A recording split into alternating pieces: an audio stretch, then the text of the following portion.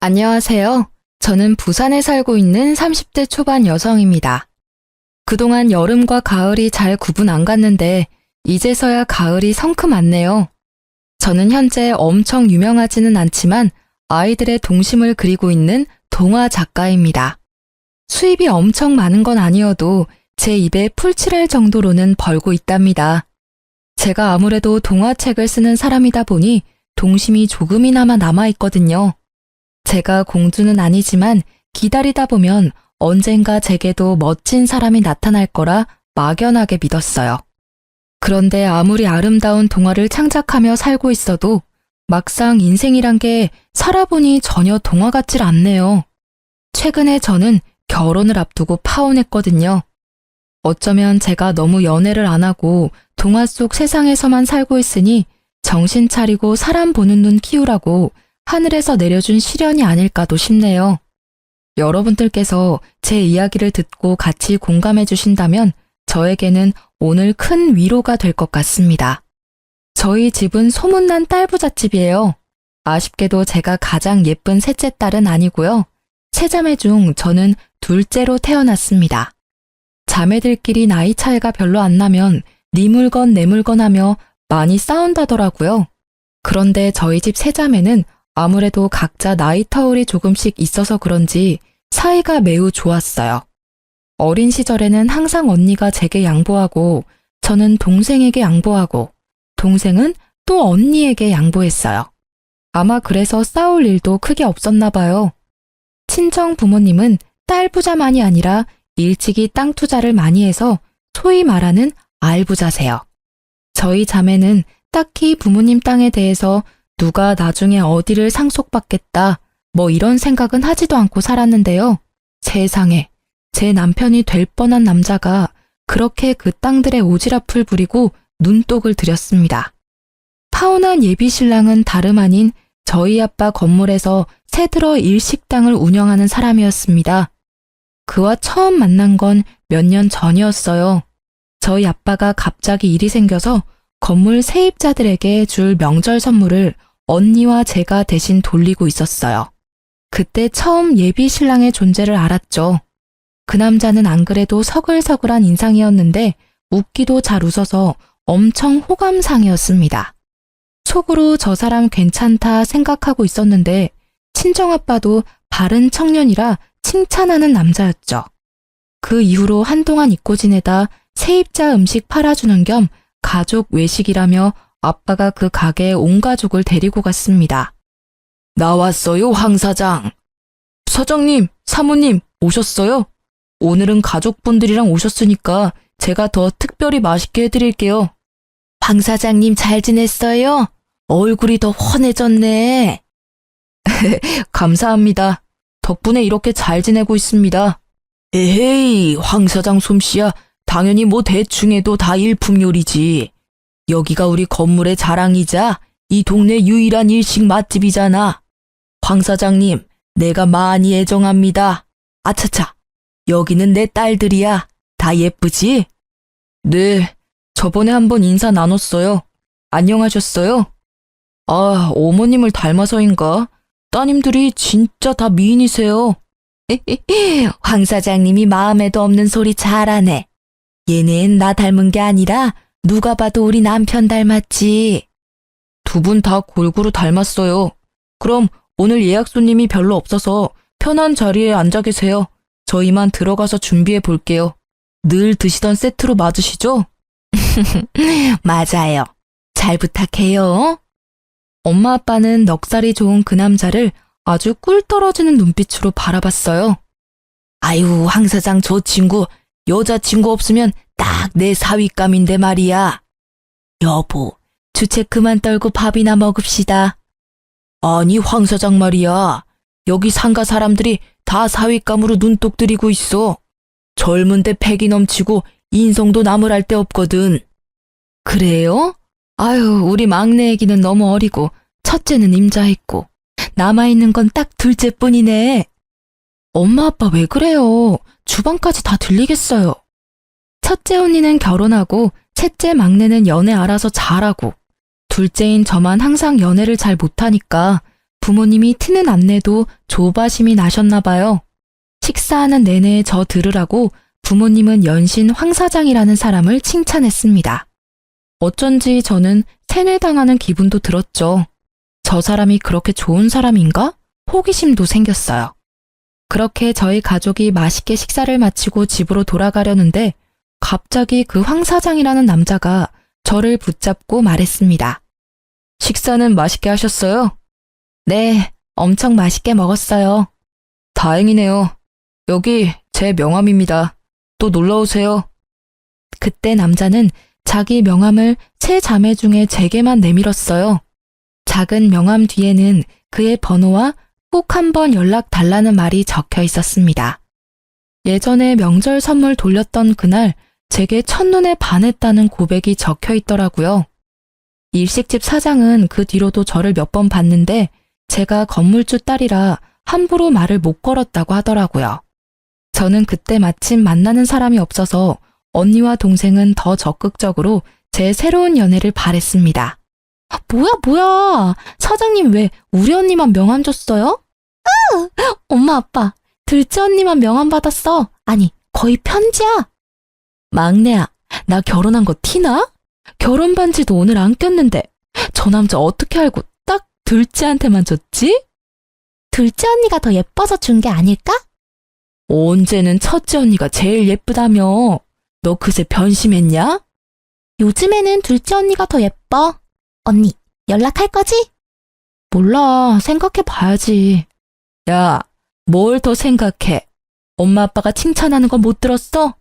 칭찬에 인색한 우리 한 여사님 강 사장님이 그렇게 입이 마르도록 식사하는 내내 칭찬한 거면 엄청 괜찮은 남자 같은데? 그런가? 얼굴은 내 스타일이긴 한데 어떤 사람인지 모르니까. 어떤 사람인지는 만나봐야 알지 언니. 겪어보고 아니면 아니고 맞다 싶으면 잡는 거고. 아유, 막내가 너보다 더 잘한다 남자를. 저는 조금 망설이다가 그에게 연락을 했어요. 누굴 소개받아서 만나는 것보다 그렇게 자연스럽게 인연을 만드는 게 좋았거든요. 무엇보다 언니 말대로 저희 부모님이 보증한 남자라 생각되어 어딘가 믿음직스러웠습니다. 그는 저와 나이도 비슷했고 만나보니 취향도 잘 맞았습니다. 무엇보다 아빠가 말했던 것처럼 선하고 좋은 사람 같았습니다. 제가 남자를 볼 때 가장 중요하게 생각하는 1순위가 사람 됨됨이거든요. 그는 상가 돌아다니며 폐지 줍는 할머니도 그냥 보내지 않고 물 한 잔이라도 꼭 챙겨주는 사람이었습니다. 땡볕에 폐지 줍는 할머니들 보면 그렇게 마음 아프더라. 우리 엄마 생각나서 더 그런가 봐. 예전에 나 어렸을 때 아빠 갑자기 돌아가시고 엄마가 잠깐 폐지 주우러 다닌 적 있거든. 그때 처음 다짐했어. 꼭 부자 돼서 엄마 폐지 말고 돈다발 줍게 해드릴 거라고. 뭐 비록 엄청난 부자는 못 됐지만 일식당도 열고 당신도 만났으니까 나 꽤 괜찮은 인생 살고 있는 듯? 자기 진짜 고생했네. 이렇게 반듯하게 잘 커져서 고마워. 우리 둘이 앞으로 열심히 살아보자. 별 볼 일 없는 나를 믿고 선택해줘서 고마워. 내가 살면서 진짜 잘할게. 나 아버지 안 계시잖아. 내 아버지라 생각하고 장인어른도 살뜰히 모실게. 물론 장모님도 우리 엄마처럼 대할 거야. 자기 덕분에 난 아빠도 생겼고 엄마가 2명이나 돼. 나 부자야. 말을 어쩜 그렇게 예쁘게 해? 저는 그렇게 그와 1년 연애하고 내년 봄 결혼하기로 약속했습니다. 예식장도 원하는 때에 예약됐고 결혼 준비는 모든 게 순조롭게 진행됐습니다. 하지만 무언가 하나씩 정해질 때마다 예비신랑은 그동안과 다른 모습을 제게 보였습니다. 자기야, 내일 영화 보러 갈까? 나 진짜 보고 싶은 영화 개봉했더라고. 오랜만에 우리 영화관 데이트하자. 내일은 안 되는데 어쩌지? 내일 막내 이사하는 날이거든. 언니랑 막내 도와주고 같이 자고 오기로 했어. 막내 이사하는 날이 내일이었어? 나도 도와주러 가야 하는 거 아닌가? 아니야. 자기는 모처럼 쉬는 날인데 푹 쉬어. 기집애가 독립한다고 침대며 책상이며 다 새로 사서 사실 이사할 것도 없어. 첫 독립이라고 엄청 들떠있는데 뭘 사줘야 할지 아직도 못 정했네. 언니는 막내한테 공기청정기 사줬다는데 난 두루마리 휴지 주면 실망하겠지? 에이, 난 두루마리 휴지도 고마울 것 같은데? 난 외동이라서 처제가 너무 부럽다. 든든한 언니가 둘이나 있잖아. 근데 잠시만 생각해보니까 처제 대학 바로 이 근처잖아. 집 나가면 돈 엄청 드는데 갑자기 왜 독립하는 거야? 몰라, 대학생 때 꼭 해보고 싶은 로망이래. 뭐 월세는 안 내도 되니까 알바해서 생활비는 자기가 벌겠다네. 처제 참 쓸데없이 사서 고생이네. 바로 본가가 코앞인데 자취한다고 전세 대출 받은 거야? 아니 뭐 장인어른이 좀 도와주셨을라나? 아, 그게 전세는 아니고 아빠 오피스텔이야. 이번에 세입자 계약 끝나는 김에 그냥 막내한테 주시기로 했거든. 와, 장인어른 통 크시다. 아무 조건 없이 진짜 그냥 주신 거야? 오피스텔이면 월세 달마다 들어오는 거 엄청 쏠쏠했을 텐데 좀 아깝다. 내가 처제였으면 그냥 본가에 있으면서 오피스텔은 세놓고 월세 챙겼을 것 같아. 자기 생각은 안 그래? 처제가 아직 어려서 그런지 경제관념이 너무 없네. 에이, 자기가 오피스텔 받았으면 더 좋았을 텐데, 그치? 아빠가 월세 받던 오피스텔을 동생에게 내줬다는 걸 알게 된 후로 예비신랑은 계속 아깝다며 입맛을 다셨죠. 엥? 경제관념이 없다니. 걱정 마. 내 동생 어려도 엄청 똑부러져. 그러니까 자기가 알바해서 생활비 번다고 하지. 어쨌든 굳이 독립해서 비효율적이게 안 들어갈 돈 쓰는 거잖아. 그러고 보니까 장인어른이 자기 처음 독립했을 때는 뭐 해주셨어? 독립하는 것도 경험인데 왜 효율을 따져? 내 동생 일이니까 자기는 신경 꺼. 막내만 언제까지 부모님이랑 같이 살 수 없잖아. 뭐 난 일찍부터 알아서 내 돈 잘 벌고 있으니까 아빠한테 뭐 받은 건 없는데? 아직 지원이는 학생이니까 아빠가 도와준 거야. 에이, 나도 이제 한가족이고 걱정되니까 몇 마디 거드는 거지. 근데 장인어른 진짜 자기한테는 아무것도 안 해줬어? 자기 은근 질투나겠다. 난 질투 안 나는데? 아빠가 뭘 꼭 해줘야 되는 거야? 아니, 자기는 그 오피스텔 못 받은 거 아쉽지도 않아? 그래도 순번으로 치면 당신이 둘째잖아. 나라면 되게 아쉬울 것 같은데? 혹시 그럼 내가 알고 있는 건물들 말고 장인어른 건물 또 있는 거야? 세상에, 도대체 부동산을 몇 채나 더 가지고 있다는 거야? 침을 튀기면서까지 아빠 건물을 묻는 예비신랑을 보고 뭔가 기분이 찝찝했죠. 그래서 아주 단호하게 못 박았습니다. 난 우리 엄마 아빠한테 손 벌릴 생각 없어. 부모님 재산은 부모님 재산일 뿐인데 왜 내가 아쉬워해야 해? 그리고 우리가 아무리 결혼 앞둔 사이라도 친정 재산 세세히 묻는 거 난 좀 불편해. 에휴, 알겠어. 그만 물어볼게. 근데 이건 진짜 알아둬야 하니까 딱 하나만. 뭔데? 처형이 결혼할 때는 장인어른이 뭐 해주셨어? 우리는 따로 뭘 해주신다는 말이 아직까지 없으니까 나 좀 기대도 되고 좀 궁금하네. 저는 이미 좀 짜증이 난 상태였는데 거기다 또 눈치 없이 예비신랑은 제게 저렇게 덧붙이더라고요. 듣다 보니 이 사람이 저랑 결혼을 하고 싶은 건지 저희 아빠 재산을 받고 싶은 건지 좀 그렇더라고요. 뭐? 잠시만. 자기 혹시 뭘 기대하고 있는 거야? 우리 아빠 우리한테 뭐 안 줄 거야. 아니 반반 결혼하기로 해놓고 왜 갑자기 우리 아빠한테 기대를 해? 제가 듣다 못해 발끈하자 오히려 예비신랑은 억울해하며 제게 화를 내더군요. 너 자꾸 아까부터 왜 이렇게 까칠해? 나 가진 거 없다고 지금 무시하는 거지? 그래, 나 가진 거 쥐뿔 없어. 당신은 돈 많은 부모님이랑 사이좋은 자매들까지 있으니 매사 다 여유롭겠지. 근데 난 아니야. 솔직히 말이야, 장인어른 능력도 있으면서 우리 결혼은 신경도 안 쓰시는 거 나 좀 서운해. 자기만 내놓은 딸이야? 뭐? 난 지금 이 상황이 이해가 안 된다. 우리가 지금 아빠 도움을 받아야 할 형편이야?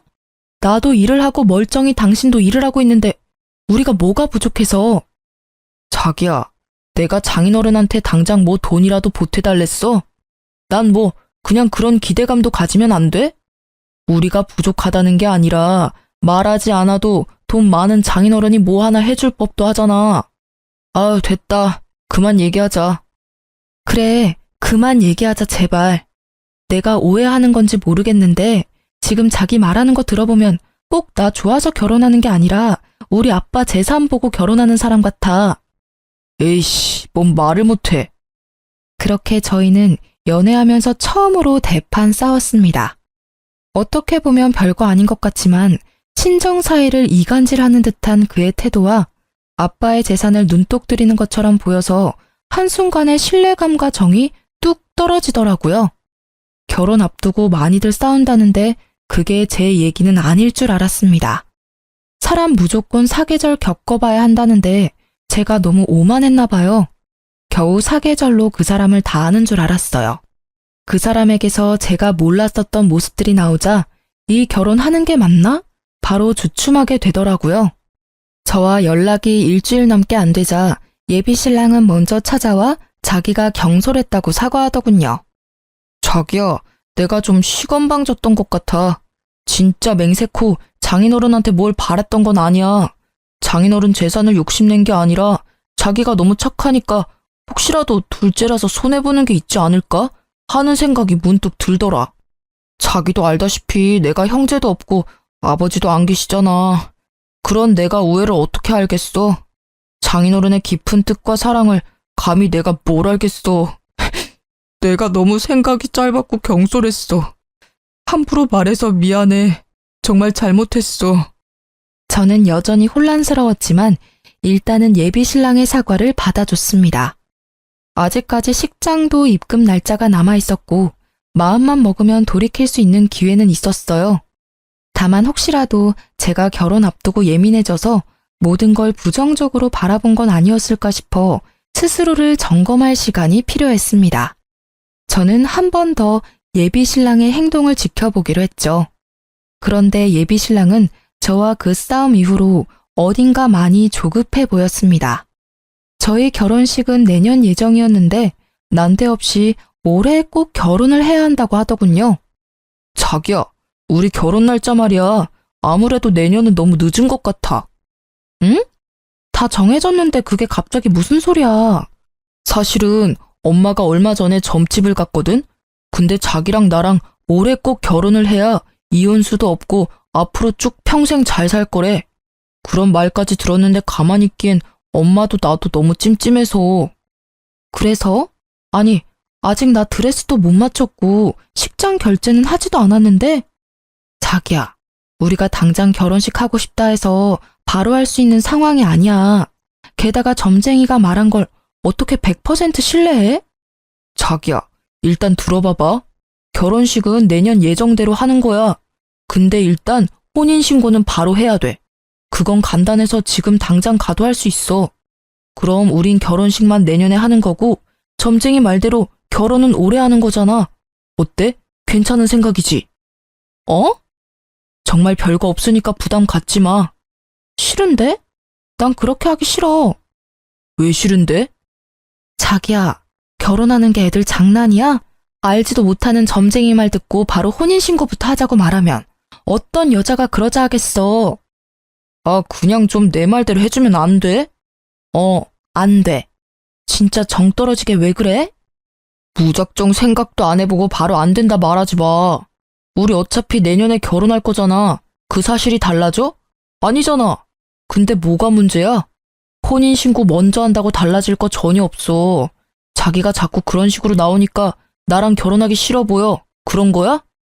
글쎄, 난 미리 하는 혼인신고가 싫다니까? 한쪽이 싫다는데 왜 밀어붙이려 해? 무슨 대답이 듣고 싶어? 결혼하기 싫다는 게 아니라 혼인신고가 싫다잖아. 난 결혼식 올리고 제때하고 싶어. 왜 싫어? 아니, 왜 미루는 건데? 문제 될 것도 없고 순서만 살짝 바꾸는 거잖아. 자기 진짜 저번부터 왜 이렇게 날 비참하고 서운하게 만드는 거야? 나 지금 나 혼자 잘 살아보겠다고 이러는 거 아니잖아. 우리 결혼 생활 위해서 내가 이러는 거잖아. 아님, 우리 엄마 말은 무시하는 건가? 어머님 말을 무시하는 게 아니라 엄연히 말하자면 점쟁이 말을 무시하는 거지. 그리고 자기야, 나 진짜 솔직히 말할게.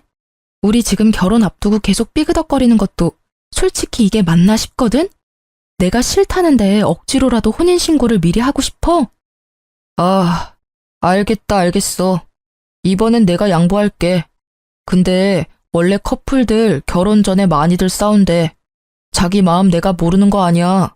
나도 결혼 당사자인데 비슷한 마음이야. 그런데 이럴 때일수록 우리가 마음을 합쳐야 해. 제발 흔들리지 말자, 어? 내가 괜히 점쟁이 말 꺼내서 미안해. 저는 점쟁이 말 듣고 혼인신고를 미리 하자는 그 말도 안 되는 제안을 완강히 거절했고, 제가 질색을 하니 예비 신랑도 결국 포기했습니다. 나중에 그게 정말 제 인생에서 가장 잘한 일이었다는 걸 깨닫고 제가 얼마나 안도했는지 모릅니다. 처음 그놈과 싸운 것도 제 여동생 관련된 일이었는데 파혼까지 갔던 이유도 같은 이유였습니다. 제 막내 동생은 사실 저와 언니가 어릴 때 저희 부모님이 입양한 천사였습니다. 옛날부터 부모님은 정기적으로 보육원에 기부를 했습니다. 그런데 이상하게 그 해에는 엄마가 직접 보육원에 가보고 싶다 해서 온 가족이 보육원에 봉사활동을 갔습니다. 그때 언니와 저는 갑자기 우리 집 막내라며 저보다 7살 적은 여자애를 데려오셨어요. 그렇게 저희 집에 천사가 찾아왔죠. 세월이 세월인지라 저희 가족들은 모두 막내 동생을 입양했다는 사실을 아주 잊고 있었습니다. 막내 여동생 또한 어릴 때 입양되었던 기억을 잊고 살 만큼 저희 가족은 그냥 어떤 수식어 없이 아주 평범하디 평범한 한 가족으로 살아왔습니다. 예비 신랑에게도 막내 입양 사실을 전혀 비밀로 해야 할 사항은 아니었어요. 단지 저희 가족이 모두 기억 못했을 뿐이죠. 그런데 그 기억을 다시 상기시켜준 건 다름 아닌 예비 신랑이었습니다. 본가에서 가져왔던 제 어릴 때 앨범들을 예비 신랑이랑 함께 보고 있었거든요.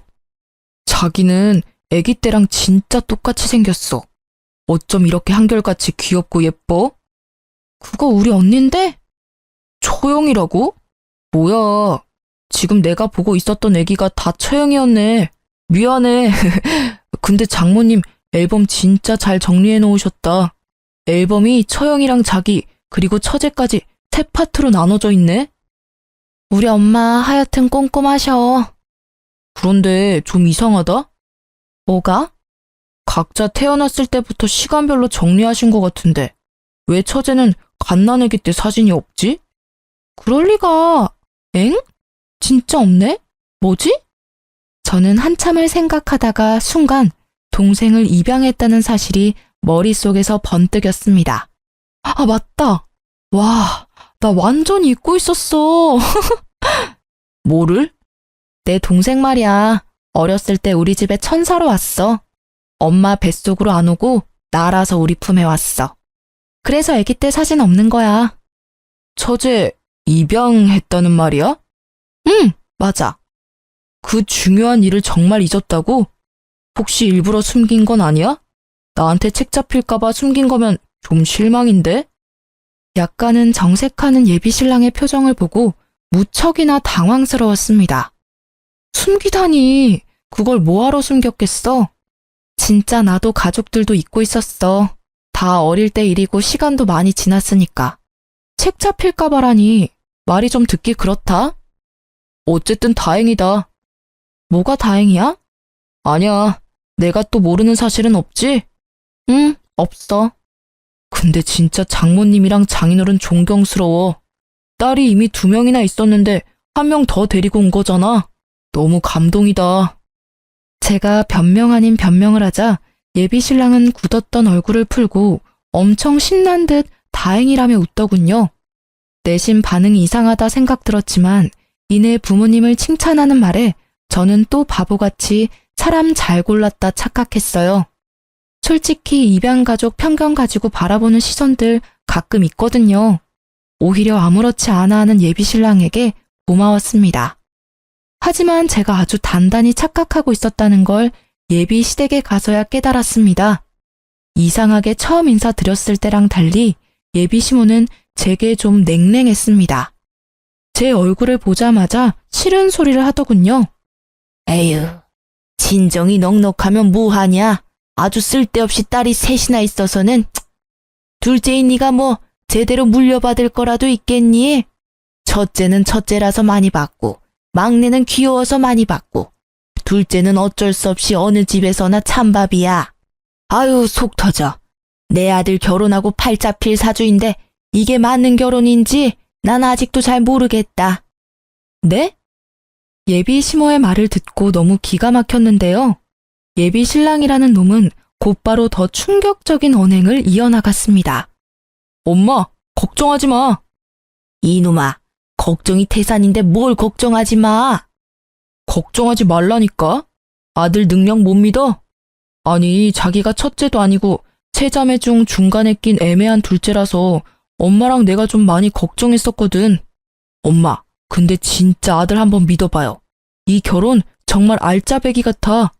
처형은 이미 결혼을 너무 잘해서 장인어른 장모님 재산 필요 없어 보이거든? 문제는 철부지 막내 처제였는데 말이지. 아니, 당연히 친딸도 아닌 막내 처제보다는 친딸인 이 사람한테 콩고물이 더 떨어질 거 아니야. 입양한 딸한테는 오피스텔 줬으니까 이 사람한테는 더 큰 거 줄걸요? 그렇지 자기야? 엄마, 어쩐지 셋째만 좀 없어 보이더라고요. 왜 진작 눈치 못 챘지? 아니, 셋째가 친딸이 아니라고? 세아가, 그게 정말이니?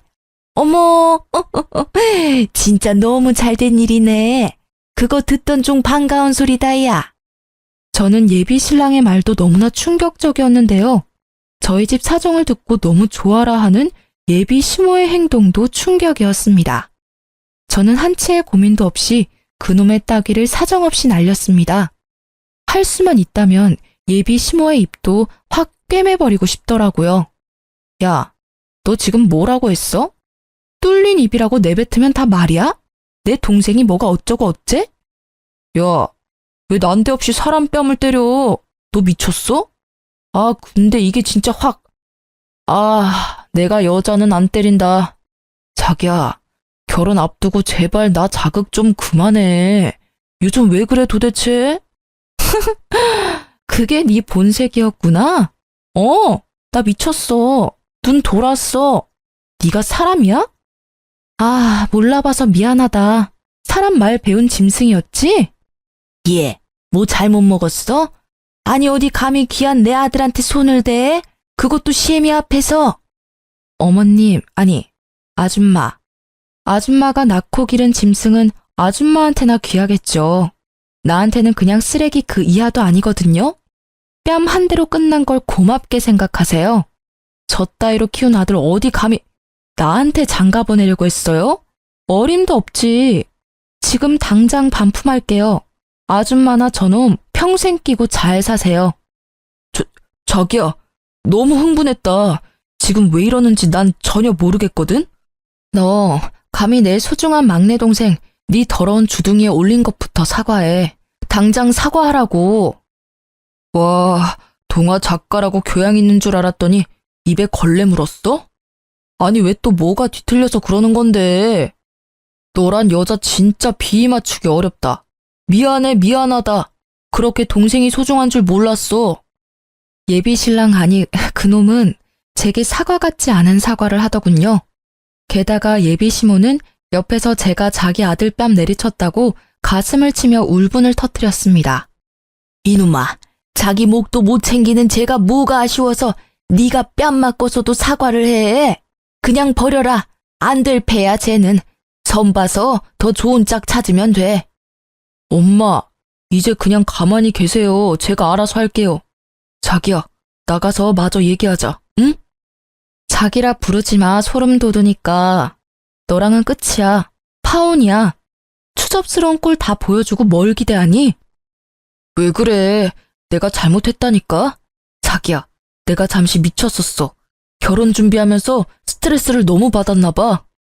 저를 때리기라도 할 것처럼 굴던 예비 신랑은 갑자기 또 눈앞에 저희 아빠 건물이라도 아른거리는지 눈물까지 짜내며 매달리더라고요. 아유, 친정아빠 건물 좀 몇 채 있다고 콧대 높은 거 봐라. 아들, 네가 뭐가 아쉬워서 비냐니까? 엄마, 제발 좀 가만히 계시라고요. 장인어른 건물이 뭐 한두 개인 줄 알아? 결혼만 하면 나한테 떨어질 게 어마어마한데 왜 자꾸 끼어들어서 난리야? 어머, 그래? 아이고, 그랬구나. 예, 아가, 결혼 그거 별거 없다. 남자들 다 똑같아. 다 늑대고 다 속물이야. 그러니까 이번 딱 한 번만 눈 감고 없었던 일로 해다오. 결혼하면 내가 잘해주마. 살림도 네가 하기 싫으면 내가 도맡아 줄게, 응? 기분 풀어라. 그 엄마의 그 아들이라고 그 모자는 그냥 둘 다 이중인격 같았어요. 이랬다가 저랬다가 너무 황당했습니다. 제가 가는데 둘은 끝까지 제 바지가랑이를 붙잡더라고요. 그놈과 더 이상 상종도 하기 싫어서 저는 전화번호부터 바로 바꿨습니다. 얼마 안 가 예식장 최종 입금 날짜가 다가왔고 저는 당연히 입금을 하지 않았어요. 예식장은 자동으로 취소됐고 나머지 다른 것들도 위약금을 조금씩 물더라도 전부 다 취소했습니다. 반반 결혼이라서 같이 모은 돈 중에 예비 신랑의 돈 절반은 위약금 제하고 바로 입금했어요. 정말 하루빨리 저의 일상에서 예비 신랑의 모든 흔적을 지우고 싶었습니다. 저는 부모님이 속상해하실 걸 알면서도 파혼 이유를 상세히 전부 털어놓았습니다. 제가 인연을 끊어도 여전히 그놈은 저희 아빠 건물에 새들어 있으니까요. 예비 신랑은 아니나 다를까 제가 연락이 안 되니까 저희 부모님을 찾아왔어요. 장모님, 장인어른, 저 진짜 그런 의도가 아니었어요. 희진이가 제 말을 잘못 해석했어요. 저 너무 억울합니다. 두 분 다 저 너무 잘 아시잖아요. 저 못 믿으세요? 한 번 실수했다고 희진이가 멋대로 예식장 입금도 안 해서 취소됐어요. 다른 것도 줄줄이 상의도 없이 취소했더라고요.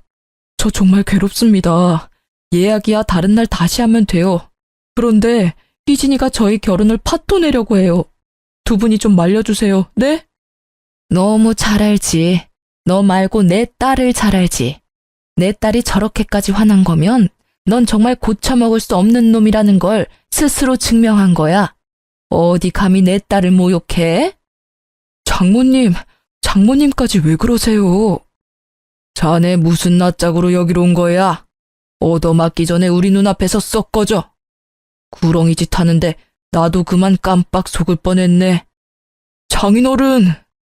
소름 돋으니까 장인어른이라고 부르지도 말어. 자네 가게 곧 재계약이라 내가 결혼 선물로 그 자리는 자네한테 주려고 했네만 이미 다 물 건너 갔네. 지복 지가 스스로 찬다고. 내 딸이랑 우리 마음은 떠났어. 사람 좋은 척 굴던 게 다 계획이었지? 가증스러워서 원. 에라이 퇴. 꺼져. 더 험한 꼴 당하기 전에. 예비 신랑은 아빠의 원래 계획을 듣고 정말 처음으로 크게 동요하더군요. 그동안은 악어의 눈물이었다면 이번엔 정말 자기 전부를 잃은 것처럼 목 놓아 울더군요. 잘못했습니다. 한 번만 봐주세요. 그놈이 잘못했다고 아무리 빌어봤자 아무것도 돌이킬 수 없었습니다.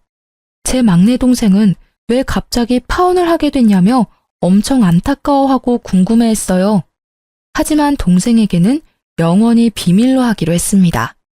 그리고 그놈 가게 계약 종료날이 다가와서 제가 직접 가게 상태를 보러 간 날이었어요. 한껏 얼굴이 수척해진 놈은 제게 또 다정한 척, 사람 좋은 척 굴더라고요. 밥은 먹었냐부터 시작해서 요즘 봉사활동을 한다나 뭐라나 자기 근황 털어놓길래 저는 싸그리 무시했습니다. 이상 없네요. 보증금은 바로 입금해 놓을게요. 근데 왜 네가 왔어? 장인어른은? 저기요. 어디 장인어른이래. 말 조심하세요. 그리고 반말하지 말아요. 재수없으니까. 입이 많이 거칠어지셨네요. 죄송합니다. 그 호칭이 습관이 돼서요. 그런데 저 잠시 보증금 입금하지 말아주세요. 저 계약 연장하고 싶거든요. 보증금 조금 더 드릴게요. 염치 없지만 제가 아직은 다른 곳으로 갈 형편까지는 안 됩니다. 그동안의 정을 생각해서 사장님께 대신 말씀 좀 드려주시면 안 될까요? 싫은데요. 거절할게요. 이번 주 내로 아내 집기들 다 빼주세요. 저기요. 저 싫어하는 건 알지만요. 일단 사장님이랑 상의를 해보시고. 한때는 예비 신랑이었던 놈은 마지막까지 아주 구질구질했어요. 어떻게 그 일을 다 겪고서 저희 가족과 또 엮이려고 하는지. 그런데 그때 다른 세입자가 저를 건물주라고 부르니 글쎄 그놈 눈이 땡그레지더라고요. 이게 누구야? 새로운 건물주님이시네? 언니 잘 지냈어요? 결국 여기 네가 거의 관리하더만 너가 물려받았구나? 축하해. 너 건물주 됐으니까 내가 더 잘할게. 그러니까 앞으로도 착한 보증금과 월세 부탁드려요. 아, 뭐야? 황 사장님이랑 얘기 중이었어? 안녕하세요. 아, 예, 뭐. 이야기 끝나면 가게로 마카롱 먹으러 넘어와. 나 먼저 가서 커피 내리고 있을게. 언니, 금방 갈게요. 뭔 소리야 이게? 건물주라니? 네가? 그래서 내가 계속 싫다고 말했잖아. 난 너랑 재계약 안 할 거야. 자기야, 너 욕심이라고는 없는 줄 알고 내가 걱정 엄청 했는데 이런 계획이 있었어? 축하해. 와, 진짜 잘됐다. 내 영향도 있는 거지? 뭐라는 거야. 어떤 영향을 네가 줬을 거라 생각해? 그리고 네가 뭔데 축하를 해. 입금했으니까 싹 정리하고 잘 꺼지세요. 제발 2번 다신 보지 맙시다. 자기라고 한 번만 더 부르면 스토커로 신고 확 해버릴 테니까 얌전히 가세요. 그렇게 저는 파혼을 성공적으로 했습니다. 그날 끝까지 따라오면서 제게 들이대서 카페 사장 언니가 창피도 모르냐고 쫓아냈습니다. 땅을 치며 후회하는 그놈 모습이 가관이었어요. 네. 그리고 저는 부모님 건물을 받을 생각이 전혀 없었는데요. 건물을 받게 된 이유는 아주 단순했습니다. 저를 세 자매 중 유독 더 예뻐하셔서가 아니라 그동안 아빠가 바쁘다는 이유로 자주 그 건물 관리를 제게 맡기셨거든요. 제가 저희 세 자매 중에서 가장 시간이 여유로운 프리랜서이니까 앞으로도 잘 부탁한다고 넘겨주셨어요. 아빠는 제가 뭐 달라고 바라지도 않고 부탁하면 그냥 묵묵히 들어줘서 고마웠다고 제가 그동안 무보수로 일한 값 이렇게 갚는다 하셨어요. 결국은 언니랑 동생이 건물을 받아도 저처럼 관리할 수 없으니까 제가 앞으로도 잘 관리하라는 엄마 아빠의 뜻이었습니다. 저는 차라리 그럴 거면 건물을 팔아서 언니랑 동생이랑 셋이 공평히 나누겠다고 했습니다. 그런데 지금 당장 그 자리를 팔기엔 앞으로 더 오를 가치가 있어서 가족 회의 끝에 팔지 않기로 했습니다. 지금 모든 걸 한번 돌이켜보면요. 제 결혼을 앞두고 갑자기 독립을 하겠다던 막내 동생 아니었으면 저는 아무것도 모르고 나쁜 놈이랑 결혼할 뻔했네요. 어찌나 나쁜 놈인지 이미지 메이킹을 너무 잘해놔서 부모님도 깜빡 속으셨으니까요. 정말 저희 집 막내는 복덩이입니다. 우리 복덩이는 평생 모르겠죠? 자기가 언니 인생 살린걸요. 앞으로도 동생한테 더 잘해줘야겠습니다. 그리고 저희 가족에게 상처만 남긴 전 예비 신랑이 과연 잘 살고 있는지 너무 궁금해서 찾아봤는데요. 그놈 가게 이사한 곳에서 너무 장사가 안 돼서 폐업했더라고요. 가게도 자리빨이라는 게 있는 건데 그 운이 아마 다한 것 같습니다. 전 예비 신랑이 처음에는 주변에 소문날 정도로 착한 척 했잖아요. 남들에게 보여지는 착한 척이 아니라 정말 착하게 살아야 복도 받는 것 아닐까 싶습니다. 못된 심보를 가지고 있으니 폭삭 망한 걸 수도 있고요. 그놈은 알아서 자취를 감췄고 더 이상의 소식을 알 수 없어서 너무 행복했어요. 그런데 전 남친 엄마인 그 아줌마가 또 한동안 얼마나 제 건물에 찾아왔는지 모릅니다. 우리 아들이 네가 연락하면 받을 것 같아. 널 좀 좋아했니? 아유, 여기 건물 빈자리에 우리 아들 다시 불러서 가게 열면 서로 윈윈이잖아. 여기 들어올 가게 있어요. 참나, 원래대로 내 아들이 너랑 결혼만 했으면 이 건물도 내 아들 건물이었을 텐데 그렇게 야박하게 굴 거냐? 제발 자기 아들 좀 찾아서 결혼해주면 안 되겠냐부터 시작해서 세상에 제 건물 보고는 원래는 자기 아들 건물이었다며 헛소리까지 늘어놓으시더라고요. 봤을 때 정신이 미친 건 아니었습니다. 원래 그런 사람들인가 봐요. 저는 그때마다 동화 작가라는 제 직업을 잊고 세상 표독스럽게 그 엄마를 상대했어요. 어머, 아들 장사가 잘 안 되시나 봐요. 더 늙어서 같이 떨어지기 전에 빨리 팔아야 할 텐데 어떡해요? 파이팅입니다. 아유, 간다 가. 너 나중에 후회하지나 마. 네가 우리 아들 말고 뭐 더 좋은 남자 만나겠어? 예. 남자 없어도 잘 살 거니까 얼른 들어가세요. 그렇게 몇 번 제가 무안을 줬더니 이제 더 이상은 찾아오지 않습니다. 정말 이제는 저에게도 평화가 온 거겠죠? 아무리 결혼할 때 조건 안 보는 사람 없다지만요. 전 예비신랑의 저를 향한 욕심은 끝도 없었습니다. 제가 친정에서 어떤 재산을 물려받을지, 그래서 자기한테 어떤 콩고물이 떨어질지 추악하게 계산하다 결국 이 사단이 난 것 같습니다. 그놈은 처음부터 저희 아빠 재산을 노리고 제게 접근했던 거였겠죠. 아직도 부모님은 절 그런 놈과 엮이게 했다며 미안해하세요. 하지만 한때는 예비신랑이었던 그놈 때문에 아주 비싼 값 치르고 인생 공부 잘한 것 같아요. 이제는 제 마음에서 그 두 인간을 상대했던 도끼와 악기를 모조리 다 빼고 있어요. 아이들을 위한 동화책을 쓰는 사람이 계속 그렇게 분노에 차있으면 안 되니까요. 지금은 건물 관리도 하고 동화책도 쓰고 나름 열심히 살고 있습니다. 아, 제 똑순이 막내 동생은 알바하면서 첫 자취를 아주 잘 해내고 있습니다. 동생도 나름 자기 인생에서 커다란 모험 중인데 저도 언니로서 앞으로 더 좋은 모습 보여주려고요. 비록 한번 상처는 있었지만 언젠가는 저도 제 집안 배경이나 물질적인 것 말고 저의 가치를 알아주는 사람을 만나게 될 거라 한 번 더 기대해 보려고요.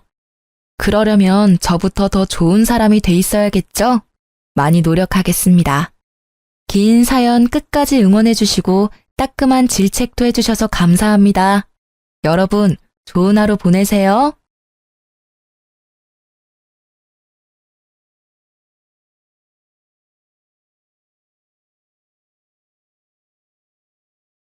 안녕하세요.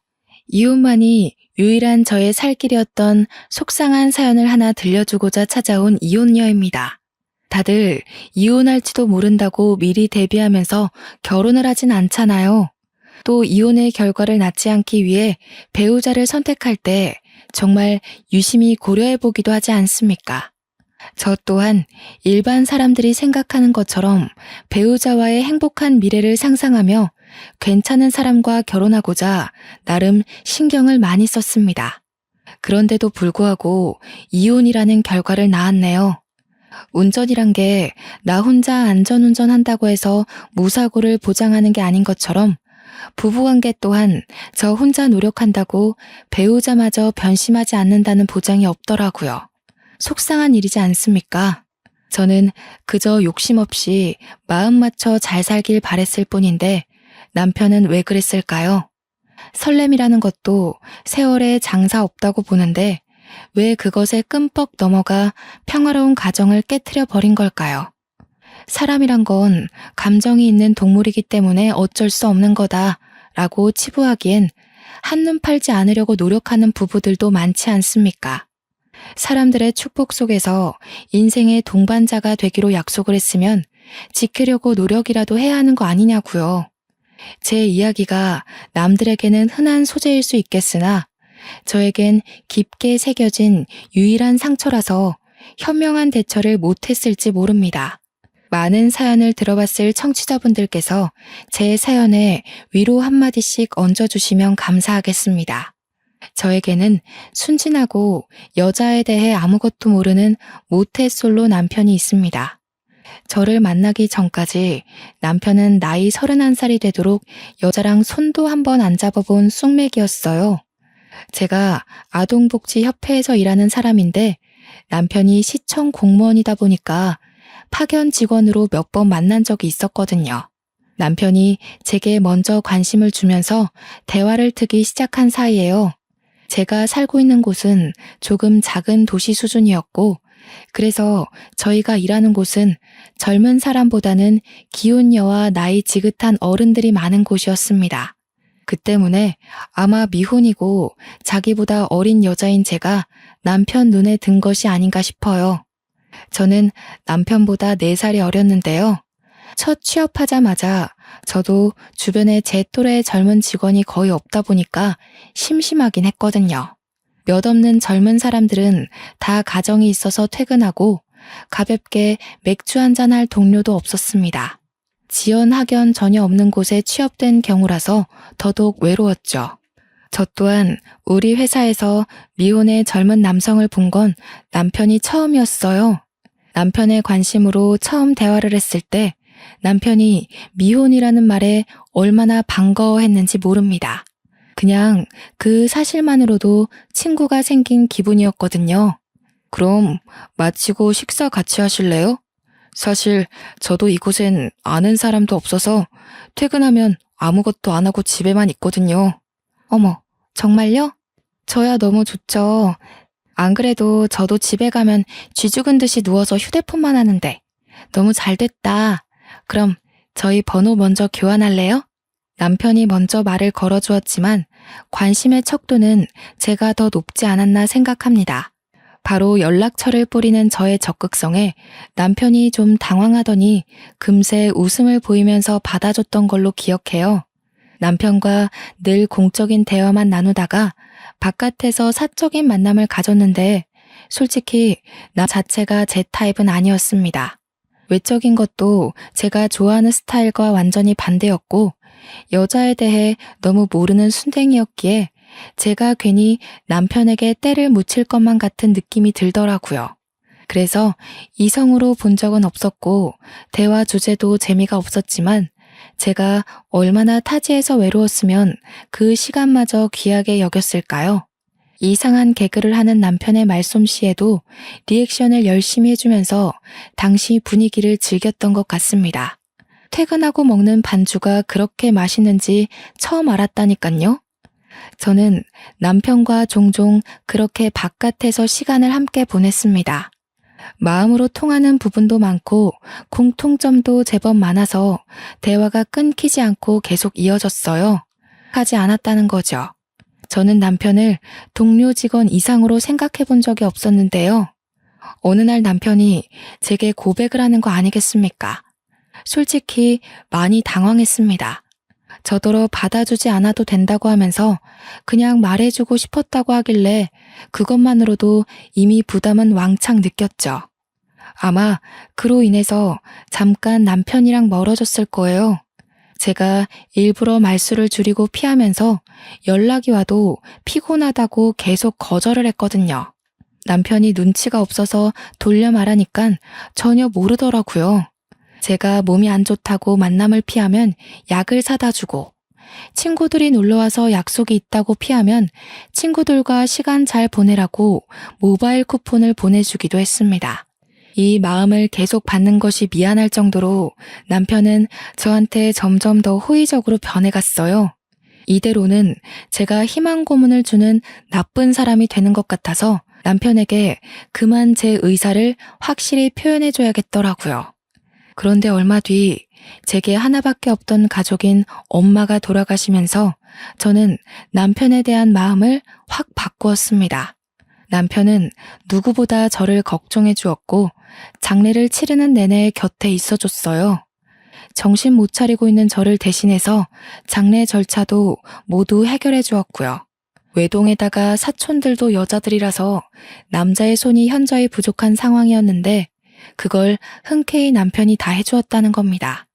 저희 엄마 관을 들어주는 것도 남편이 자처했어요. 친인척들은 남편을 보고 저한테 남자친구냐고 참 사람이 수더분하고 묻어내서 좋다고 칭찬을 했습니다. 거기다 대고 저는 그가 남자친구가 아니라는 말을 하지 않았어요.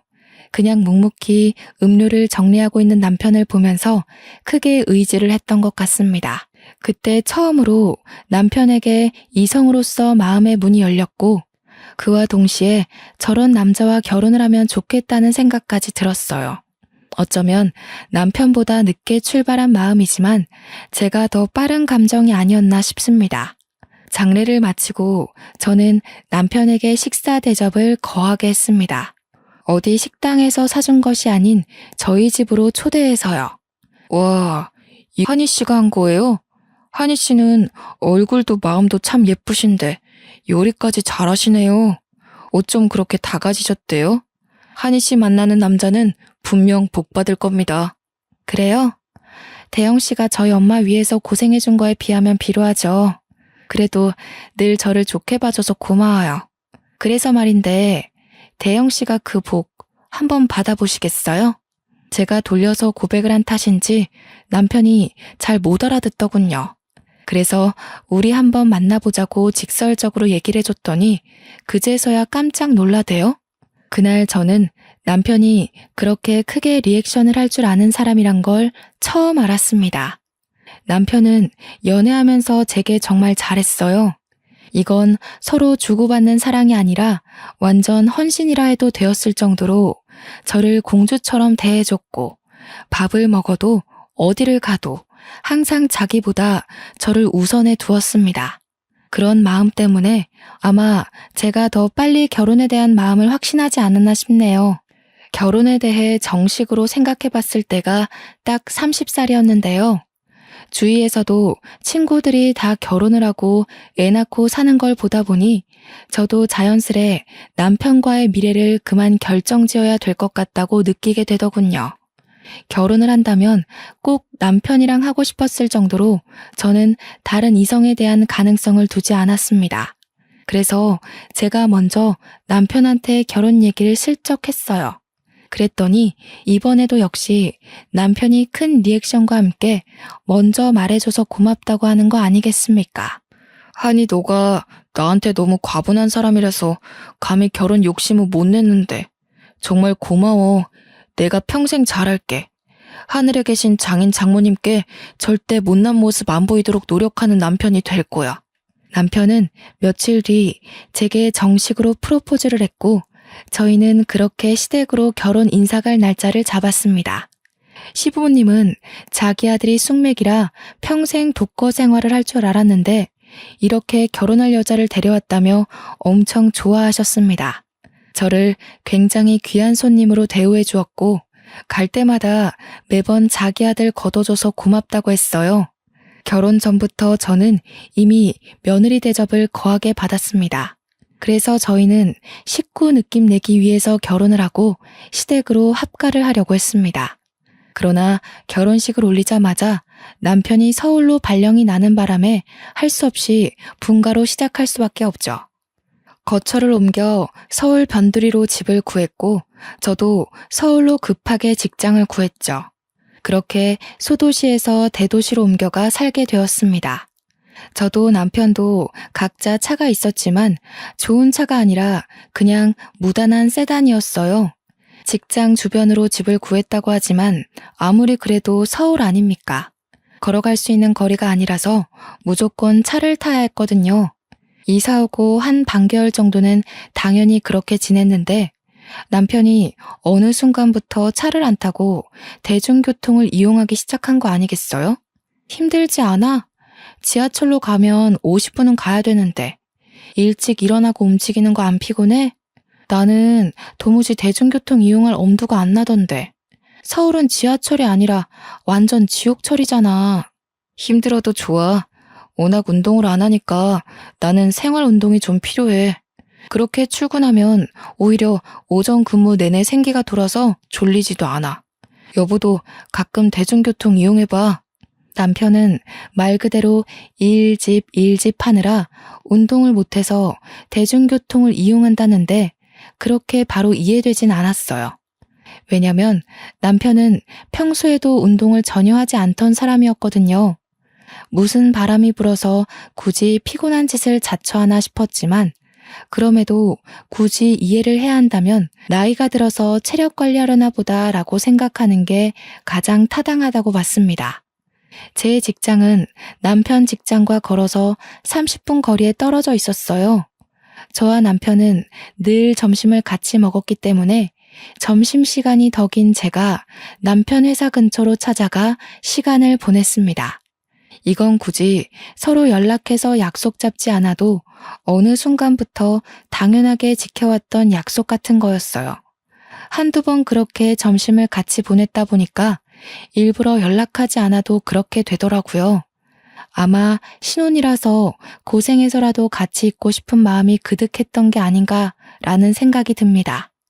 그날도 여느 때처럼 남편과 점심을 먹기 위해 남편 직장 근처로 도착했을 때였습니다.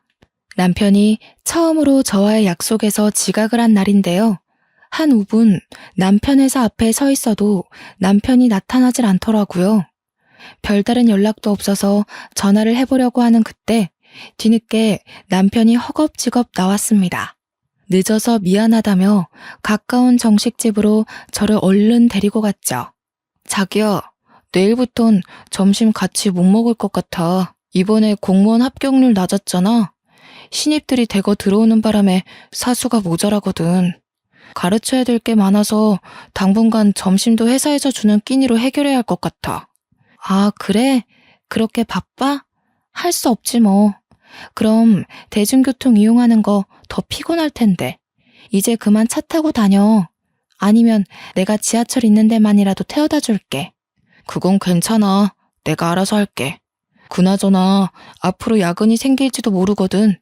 연락은 미리 해줄 건데 갑자기 야근 잡혀서 늦게 들어가더라도 나 기다리지 말고 먼저 자. 이번에 정부가 공무원들을 왕창 뽑는다고 기사를 낸 적이 있었기 때문에 저도 알고 있는 사실이었습니다.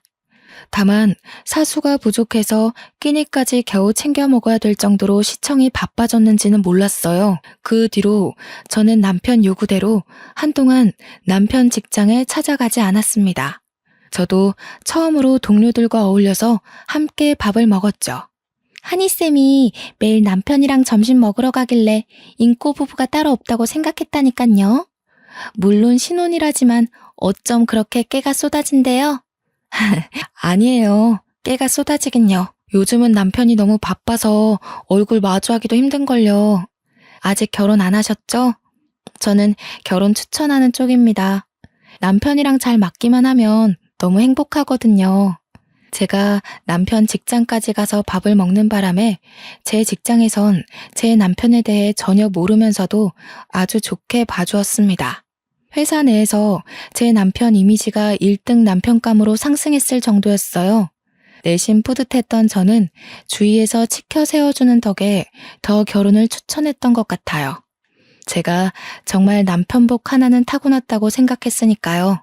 너무 착해 빠져서 밀당은 무슨 여자한테 헌신밖에 못하는 남자인데도 역시 결혼 상대로는 이런 남자가 인기의 남편이 맞나 봐요. 그날 점심을 같이 먹으면서 내내 여직원들이 제 남편에게 찬사를 쏟아냈습니다. 진심이든 가식이든 제 남편을 칭찬해주는 것에 너무 기쁜 나머지 그 자리 밥값을 제가 다 계산했었네요. 남편은 정말 예고했던 대로 신입사원들이 들어오고부터 야근까지 하게 되었는데요. 그 때문인지 집에만 오면 기절을 하길 반복했습니다. 확실히 도시 외곽보다는 서울 일이 많기는 한가 봅니다. 결혼한 지 1년 정도 만에 남편은 발령 전보다 갈수록 피폐해져 갔어요. 여보, 저녁은 먹었어? 밥도 못 먹고 일하는 거 아니야? 저녁 차려줄게, 일어나봐. 옷도 벗고 자야지. 아니야, 먹었어. 여보 미안한데 나 먼저 잘게. 안 씻어서 같은 침대 쓰기 좀 그러니까 작은 방 가서 자야겠다. 미안해. 남편은 제가 항상 말을 걸면 먼저 자러 가기 바빴습니다. 야근을 하면서부터는 계속 씻지도 않고 작은 방에서 잤고 그 때문에 저희는 신혼 1년 만에 각방 신세가 되었죠. 어디 그것뿐이겠습니까? 저와는 얼굴도 잘 마주하지 않았어요. 화장실 가다가 마주쳐도 남편이 먼저 금방 눈길을 돌리며 피곤하다는 말만 입에 달고 살았습니다. 마치 제가 무슨 말이라도 걸어서 같이 마주하는 시간이 오래 묶이게 될까봐 일부러 피하는 사람 같았죠. 남편이 피곤해서 그러는 걸 알기 때문에 이해하려고 했지만 그래도 서운했습니다. 저희가 제대로 된 대화를 나누지 못한 지가 벌써 3개월은 될 겁니다. 남편 회사에 신입들이 들어왔다고 한 지가 한 2, 3개월은 된 것 같은데 남편은 여전히 야근이 많고 뼈 빠지게 일을 하고 있잖아요. 신입사원 수가 많아서 그만큼 인수인계 기간도 긴 걸까요?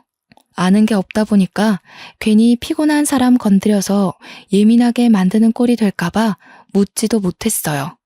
아침밥을 차려주는 게 그나마 제가 남편에게 직접적으로 표현할 수 있는 애정이었습니다. 한날은 저희 회사 팀장님 돌잔치가 있었는데 친인척들 시간 맞추느라 금요일에 진행되는 바람에 출근한 저희들은 그날 오전 단체로 공짜 반차를 썼어요. 직원들 모두가 돌잔치에 참석을 하게 된 거죠. 회사에서 다 같이 모여서 걸어가기로 했고 돌잔치 장소는 제 남편 회사보다 조금 못 간 위치에 있었습니다. 돌잔치 주인공인 팀장님 딸을 보았는데 너무 천사 같고 예쁘더라고요. 팀장님이 흔쾌히 허락해줘서 아이를 한번 안아볼 수 있거든요. 울지도 않고 얌전하게 안겨준 딸애가 너무 사랑스러워서 2번, 3번을 더 안고 다녔습니다. 아이를 보니까 저도 애가 갖고 싶더라고요. 남편 회사 바쁜 게 좀 해결이 되면 아이 얘기를 한번 해볼까 했습니다.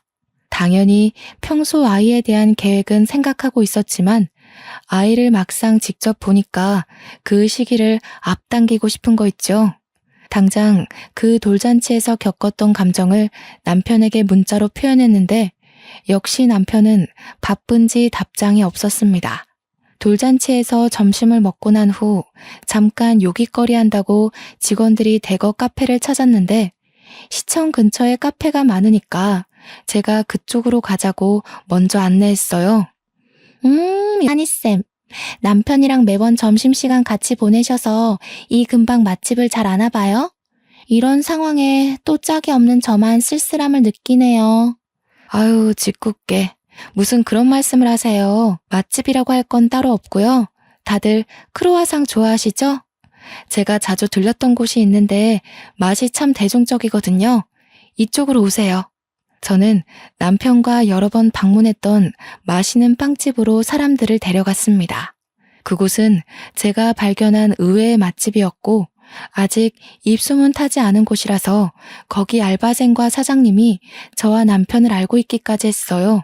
남편과 점심시간을 따로 보내면서부터는 발길이 끊겼던 곳이기에 저 또한 그곳을 오랜만에 방문하는 거였습니다. 횟수로 따지면 역시 3개월 정도는 되었을 때네요.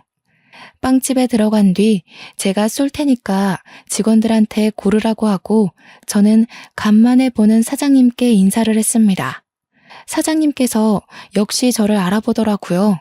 그런데 반갑게 인사를 해주는 것 같으면서도 어딘가 모르게 사장님 표정이 불편해 보이는 거 아니겠습니까? 옆에 있던 장기 알바생도 마찬가지였습니다. 제 인사에 늘 미소로 답하던 사람들이 어색한 얼굴로 서로를 눈치 보더라고요. 하니씨, 오늘은 남편이랑 같이 안 왔나 봐요? 요즘 왜 남편이랑 같이 안 와요? 혹시 둘 사이에 무슨 다른 문제가 있는 건 아니죠? 네? 사장님도 무슨 그런 농담을. 저희 아직 신혼이에요. 문제 생길 게 있을 리가요. 그게 아니고 저희 남편이 요새 신입사원 사수 노릇하느라 정신이 없거든요. 제가 너무 오랜만에 와서 별 오해를 다 만들어드렸네요. 그렇구나. 그렇다면 하니 씨한테 더더욱 알려줘야겠네요. 보니까 하니 씨는 아무것도 모르는 것 같은데 내가 아무리 장사치라지만 손님을 잃게 되더라도 마냥 모른 척하고 있는 건 도리가 아닌 것 같아요. 사장님은 3개월 동안 제가 빵집에 방문하기까지 기다렸다고 하면서 어떤 사실을 말해주었습니다. 주변 사람들에게 들리지 않을 정도로 엄청 속삭이는 목소리였는데요. 사장님 하는 말로는 남편이 이 빵집을 여러 번 다녀갔다고 하더라고요. 어머, 그래요? 남편도 여기 빵집 좋아했는데 바쁜 와중에도 생각나서 왔나 보네요. 자주 들렸으면 내 목도 좀 사올 것이지. 그건 좀 서운하네. 그게 아니라 웬 아가씨랑 같이 왔다니깐. 올 때마다 똑같은 아가씨던데 둘 사이가 심상치 않아 보였어요. 매일 저기 안쪽 자리에 앉아서는 둘이서 서슴없이 얼굴도 손대고 하던데 이건 그냥 선후배 관계가 아닌 것 같더라고요. 제 체면을 생각해서 사장님이 끝까지 작은 목소리로 말을 했는데요. 이 말은 바람이란 소리가 아닙니까? 그게 무슨 말이냐고 점점 심각하게 캐묻는 제 질문에 사장님은 자기도 그 정도로만 알고 있다고 했습니다. 그러면서 남편과 아가씨가 또다시 방문하면 연락을 주겠다면서 제 연락처를 받아갔습니다. 그렇게 사람들과 같이 빵집을 나왔는데 당시 들은 사실이 너무 믿기지 않아서 어안이 벙벙하더군요. 여자를 잘 모르는 남편이 숙맥이라서 먼저 고백도 못하는 남편이 바람을 핀다고? 제가 아는 남편의 이미지와 불륜이 전혀 어울리지 않아서 더 멍을 때렸던 것 같습니다. 사장님이 뜬금없이 거짓말을 할 리도 없잖아요. 아무래도 당장 남편을 만나봐야 될 것 같았어요. 무슨 말을 어떻게 물을지 생각해 본 건 아니지만 일단 남 얼굴을 마주해야 될 것 같다는 생각이 들었습니다. 저는 결국 직원들을 먼저 보내고 남편 회사로 방향을 꺾었어요. 여전히 점심시간이었는데 제가 건물로 들어서자마자 이쪽으로 나오는 남편을 바로 발견했습니다. 그런데 저는 바로 행인인 척 몸을 숨길 수밖에 없었어요. 남편 옆에는 빵집 사장님 말대로 웬 아가씨가 남편 팔짱을 끼고 눈웃음을 치고 있었거든요. 당시 너무 놀라서 그 둘을 그냥 보내버렸습니다. 유리문 밖으로 보이는 남편은 아가씨를 데리고 빵집으로 들어갔고 바로 제게 전화가 왔습니다. 한희씨? 지금 한희씨 남편이 그 아가씨랑 같이 왔어요. 멀리 간 게 아니라면 다시 돌아올 수 있어요? 덮치는 건 너무 섣부른 방법인가? 그렇잖아도 그쪽으로 들어가는 걸 봐버렸네요. 사장님 정말 죄송한데 저 좀 도와주시겠어요? 저 사람들 무슨 얘기하는지 가까운 테이블에서 앉아서 녹음 좀 해주시고 사진 몇 장만 찍어서 보내주세요. 이런 부탁해서 죄송합니다. 사장님은 죄송할 거 없다면서 흔쾌히 제 부탁을 수긍하셨습니다. 시청 로비에서 나가지도 못하고 빵집만 바라보고 있었는데 나중에 5분 단위로 끊어서 녹음 파일이 날라오더군요. 눌러보기 겁이 났지만 끝내 들어본 녹음 파일은 아주 가관인 내용이 한가득 담겨 있었습니다. 이미 둘은 2-3달 정도 된 사이였더라고요. 그 기간은 남편이 제게 점심을 같이 못 먹을 것 같다고 얘기한 시기와 비슷했어요.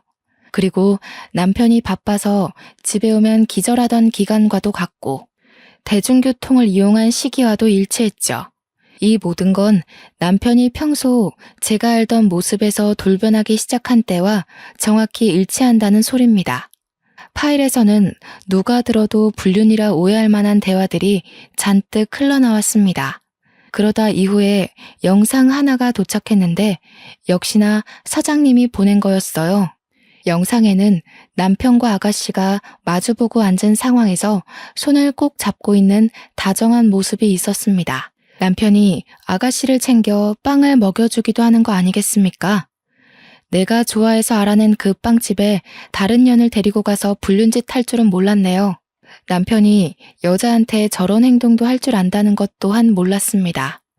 제 앞에선 쑥맥이기만 하던 남편의 모습이 저 아가씨 앞에선 완전 늑대가 따로 없더라고요. 저는 사장님께 감사 인사를 보내고 남편 회사에서 나왔습니다.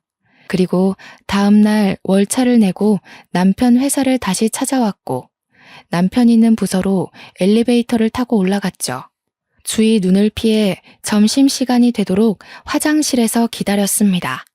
그동안 남편에게 할 말을 머릿속으로 정리하고 있었죠.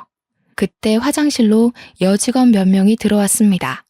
듣고 있던 녹음 내용을 종료하고 나중에 인화를 할 사진을 몇 장 정리하고 있는데 여직원들 무리 중 한 명이 저를 아는 척하는 거 아니겠어요? 처음엔 몰라봤는데 그 여직원이 자기를 설명하는 순간 동기라는 것이 떠올랐습니다. 그리고 제 표정은 완전 어색해져 버렸죠. 반갑게 인사할 만큼 친한 사이가 아니었거든요. 이 동기는 대학 다니다가 같은 동기들의 남자친구를 뺏었다는 이유로 소문이 쫙 나서 스스로 자퇴를 했던 친구입니다.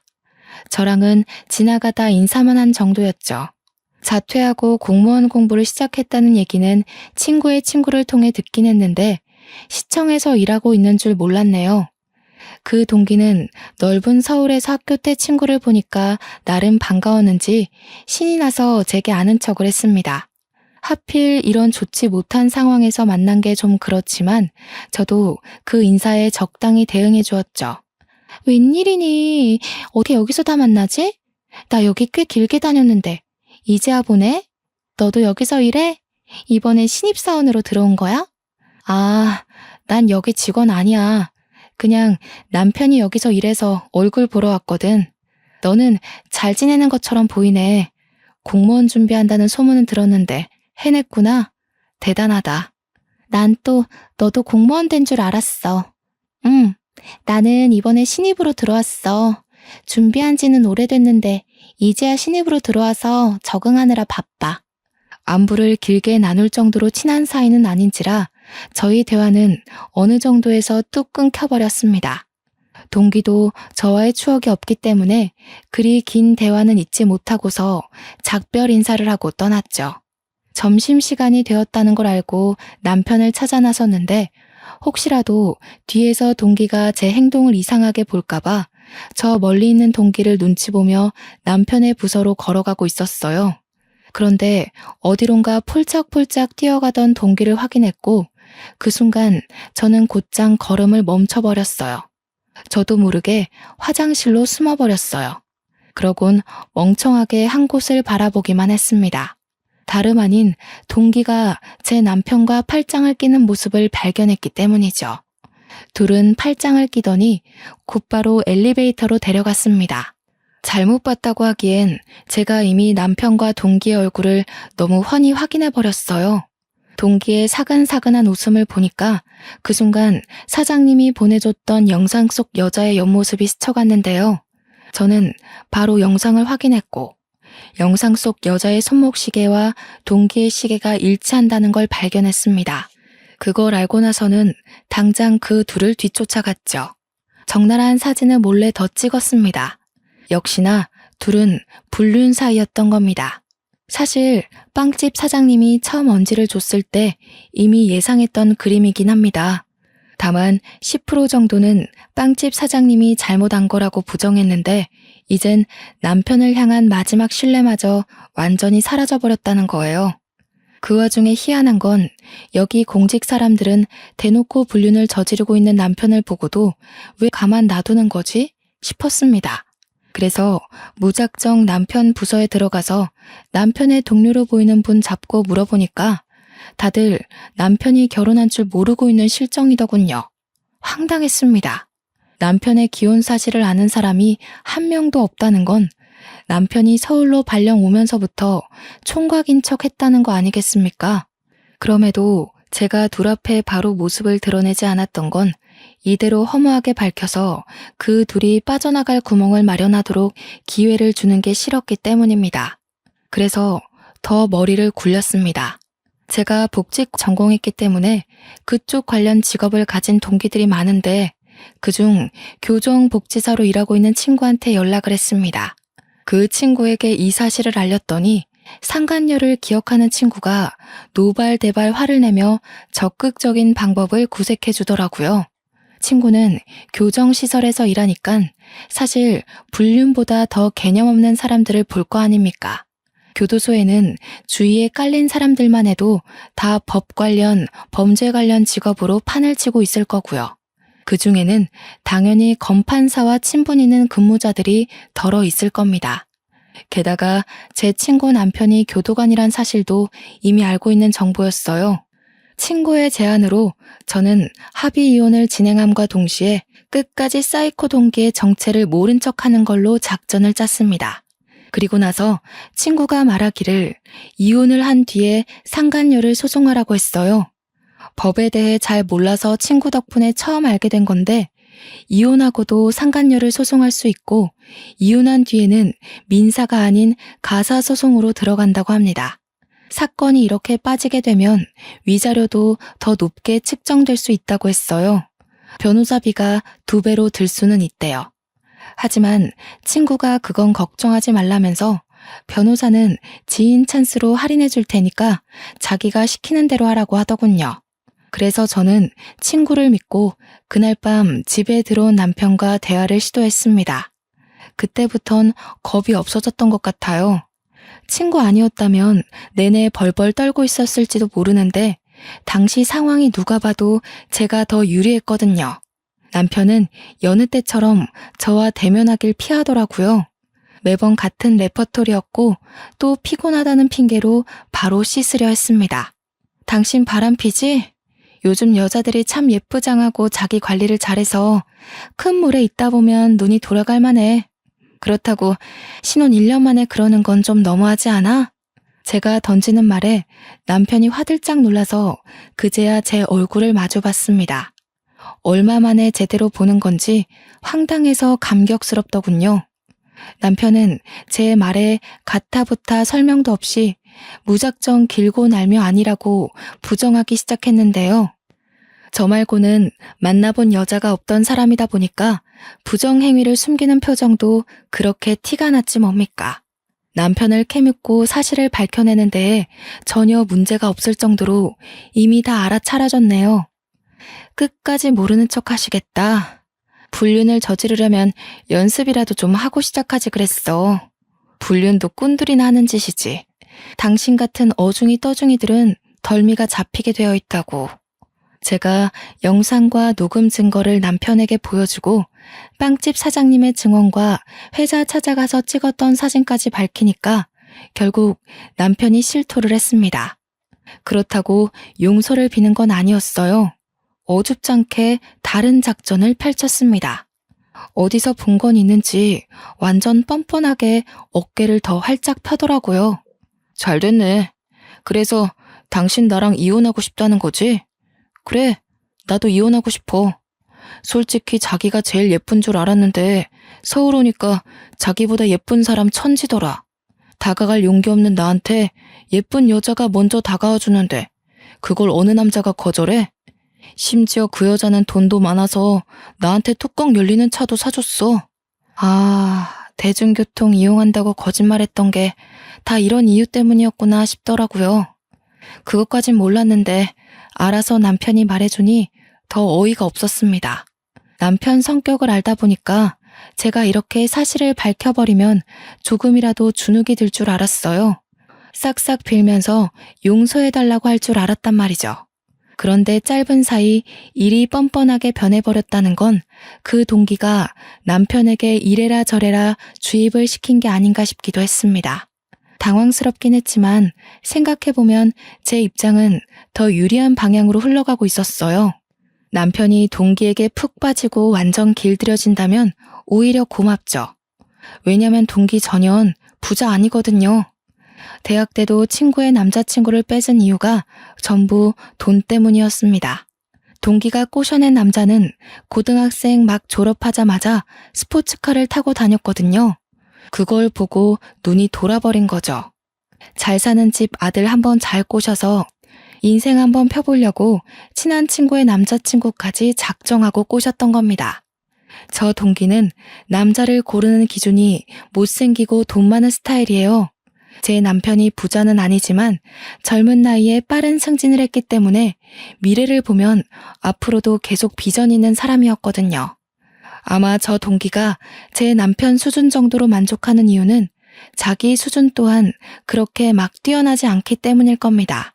동기가 저보다 예쁜 건 사실이지만 그렇다고 지나가는 사람 다 돌아볼 정도로 예쁜 건 또 아니었으니깐요. 그래봤자 불륜밖에 더 돼? 더러운 부정행위를 잘도 포장하네? 입 아프게 씨름하지 말고 깔끔히 정리하자. 당신 지금 그 여자랑 결혼하고 싶잖아. 내가 비켜줘야 그 여자랑 제대로 시작해보지 않겠어? 정말 이혼해주는 거야? 생각보다 시원하게 해결해주네. 당신이 꼬투리 안 잡아주고 바로 이혼해주면 나야 고맙지. 다른 걸로 문제 삼을 건 아니지? 그럴 리가. 물론 처음엔 배신감 느꼈지. 그래도 곰곰이 생각을 해봤어. 인생이 짧지도 않은데 평생 여자 하나랑만 즐겨보는 건 당신 입장에서 뭔가 억울할 것 같기도 하더라고. 당신이 당신 인생에서 마음 가는 대로 하겠다는데 내가 무슨 자격으로 붙잡겠어. 그래. 당신이 이렇게 마음 넓은 사람인 줄은 몰랐네. 아니, 알고는 있었지. 그런데 보통 부부관계에서도 이렇게 베풀기 쉽지 않은데. 아무튼 정말 고마워. 그렇잖아도 어떻게 말을 꺼내야 하나 고민 많이 했거든. 남편은 제가 너무 순순히 나오자 오히려 어리둥절해 했습니다. 물론 그도 잠시였고 금세 저 몰래 베란다에 가서 동기와 통화를 하더군요. 얼마나 좋았으면 목소리 커진 줄도 모르고 하하호호 웃기까지 할까요? 가서 뒤통수를 한 대 쳐주고 싶었지만 괘씸한 남편의 코를 제대로 납작하게 만들기 위해선 참아야 했어요. 그렇게 이혼 도장을 찍었고 관할 법원을 나와 그 앞에서 전 남편이 된 그와 마지막 인사를 나눴습니다. 전 남편이 잘 지내라면서 악수를 먼저 권하더라고요. 저는 계속 감정을 숨겼을 뿐 절대 이혼까지 마음먹는 게 쉽지 않았습니다. 법원에 오기 전까지는 보복할 마음밖에 없었는데 막상 이혼 서류를 제출하고 나니까 정말 모든 게 끝난 기분이었어요. 전 남편과 사이좋게 악수를 나누는데 참 기분이 많이 착잡했습니다. 그동안 당신 만나서 많이 배웠어. 당신 아니었으면 나 지금까지 결혼도 못하고 혼자 살았을 거야. 나한테 사랑할 수 있는 방법을 가르쳐줘서 고마워. 덕분에 좋은 사람 만나서 제대로 살아볼 수 있을 것 같아. 이런 사람을 두고 그간 추억을 떠올리면서 아쉬움을 느꼈던 제 자신이 숭 비참했습니다. 이럴 거면 나한테 헌신하는 태도를 보이시나 말지. 그런 생각이 들면서 남편과 맞잡은 손을 놓았어요. 그리고 끝인사로 남편의 뺨을 시원하게 내리쳤죠. 그런데 그건 알아야 돼. 당신이 날 내몰고 이뤄낸 그 인연은 결코 떳떳해선 안 되는 관계라는 거. 절대 잘한 짓이 아니라는 거. 한 번만 해도 세상 사람 손가락질 받는 그 짓을 2번, 3번 반복해서 불륜에 중독되는 일은 없길 바래. 참, 그렇게 이뤄낸 결실이 절대 행복할 수 없다는 것도 알아두고. 그렇게 저는 남편과 결국 마침표를 찍었습니다. 돌아서고 나니까 눈물이 나더군요. 이건 남편을 잃었다는 슬픔이 아닌 그간 저런 사람 옆에서 히히덕거리며 행복해했던 저의 쪽팔린 과거 때문에 화가 나서였습니다. 갈라선 뒤 저는 길게 슬퍼할 시간이 없었습니다. 친구 말대로 둘이 결혼하기를 손꼽아 기다렸죠. 그런데 이게 웬일입니까? 둘의 결혼 소식을 듣기 전에 아이 소식을 먼저 들어버린 거 아니겠어요? 상간녀가 제 남편 잡으려고 아주 발악을 했나 보더라고요. 그 때문에 결혼식보다 혼인신고를 먼저 했다고 들었습니다. 남편이 저를 좋은 친구로 남기려고 하는 건지 저한테 꼬박꼬박 문자를 남겨줘서 알았어요. 답장을 해준 적은 없지만 결혼 사실을 전달받기 위해서 아직 차단을 하지 않고 있었거든요. 그래서 저는 빠르게 소식을 알 수 있었습니다.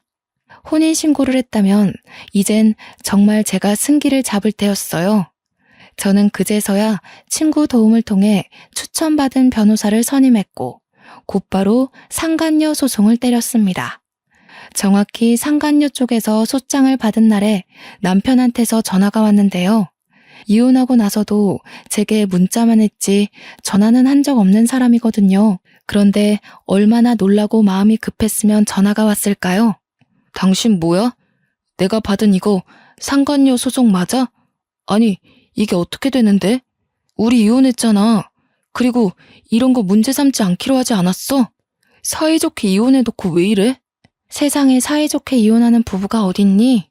당신은 여자를 몰라도 너무 몰라. 뭐 그래도 당신이 내 말을 곧이곧대로 믿고 이혼 도장 찍는 덕분에 편하게 소송했어. 상간녀 소송은 법이 그렇대. 내 앞길에 빨간 줄 생긴 것도 억울한데 돈은 받아야지 않겠어? 당신까지 왜 이래? 안 그래도 와이프 때문에 골치 아픈데. 와이프가 지금 시댁에서 얼마나 사고치는 줄 모르지? 알고 보니까 완전 빚쟁이더라고. 뭐 이런 여자가 다 있대? 신용불량자 주제에 카드는 또 뭐 일이 많은지. 나 이렇게 돈 개념 해픈 여자 처음 봤어. 이거 완전 사기 결혼 아니냐고. 전 남편은 제가 자기랑 이혼한 사이라는 것도 망각했는지 갑자기 저한테 속풀이를 엄청 하더라고요. 저를 원망하다가도 상간녀 욕하길 반복했는데요. 상간녀랑 이미 혼인신고는 해버렸고 애까지 생겨서 완전 발목 잡혔다고. 결혼식도 안 올렸는데 매일 싸운다고 합니다. 미안하지만 잠자코 듣던 저는 불난 집에 기름을 들이부었어요. 상간녀 실체를 까발리기에 때가 적당하다고 생각했거든요. 내 동기 중에 친구들 남친 뺏어 사귀는 성격 더러운 여자애가 하나 있었거든. 소문이 어찌나 더러운지. 아직도 걔 얘기하면 다 사이코라 그래. 걔 결국 눈치만 보다가 자퇴까지 해버렸잖아. 그런데 그게 누군지 알아? 네가 날 버리고 선택한 그 여자야. 네가 임신시킨 그 여자라고. 무슨 말인지 알아? 뭐라고? 뭐라는 거야? 갑자기 당신 동기 얘기를 왜 해? 우리 집 지금 엄청 힘들다니까? 소송 취하해달라고 부탁하는 거잖아. 역시 눈치가 없어서 못 알아듣네. 내가 여자 다루는 법만 알려준 게 얼마나 다행인지 몰라. 여자 보는 눈까지 길러줬다면 당신이 어딜 벌 받는 기분이겠어? 당신이 불륜 속여서 이혼한 것처럼 나도 당신 속여서 위자료 좀 많이 받고 싶었을 뿐이야. 그러니까 당신 제대로 덫에 걸렸다고. 제 말에 충격을 꽤 받은 건지 전 남편한테서 돌아오는 말이 없었습니다. 저는 거기다 대고 사이코랑 손잡고 지옥길 잘 걸으라고 응원해주며 끊어버렸네요. 바로 연이어 전 남편한테 다시 연락이 왔지만 받지 않았고, 뒤늦게 연속해서 오는 문자들을 보니 그제서야 저한테 사과를 하면서 제발 자기 좀 도와달라고 빌더라고요. 이제 새 삶을 살아야 되는 제가 뭐하러 재활용도 안 되는 남자를 거두겠냐고 답장해준 뒤 완전히 차단해버렸어요. 불륜 남녀 둘을 이렇게 망가뜨리기까지 저도 힘든 시간을 보냈습니다. 누군가한테 복수한다는 것도 에너지 소비가 굉장한 일이란 걸 알았어요. 둘을 콕 깨지도록 만들어주는 덕에 속은 시원했지만 마냥 기쁘진 않더라고요. 겨우 이런 결과를 만들어내자고 결혼을 한 것이 아닌데 꼭 저를 지키지 못했다는 느낌이 들었어요. 인생의 한 부분이 도려내지는 바람에 생긴 공허함 때문이겠죠. 현재는 시간이 차차 해결해 줄 거라고 믿고 또 다른 미래를 준비하고자 계획 중에 있어요. 우선 친구 덕분에 거하게 받은 위자료로 변호사님과 친구에게 식사를 대접했습니다. 이웃만으로도 정신이 그렇게나 흔들리는데 금전적 손해까지 봤다면 얼마나 더 억울했겠습니까? 그나마 친구 덕분에 다시 사회에 재기할 의지가 생겼던 것 같아요. 제 나이가 아직 30대라는 것 또한 다시 일어설 수 있는 자산이라 생각하고요. 저를 지키고자 이혼을 했기 때문에 이 선택을 후회하지 않으려면 이혼 후의 삶이 더 질 높아야 된다고 생각합니다.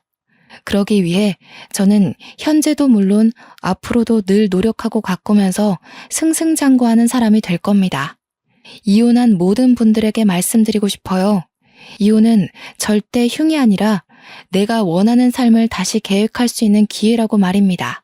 다들 아픔이 클수록 더 단단해질 거란 걸 믿으시고 희망만 쫓는 사람들이 되었으면 좋겠어요.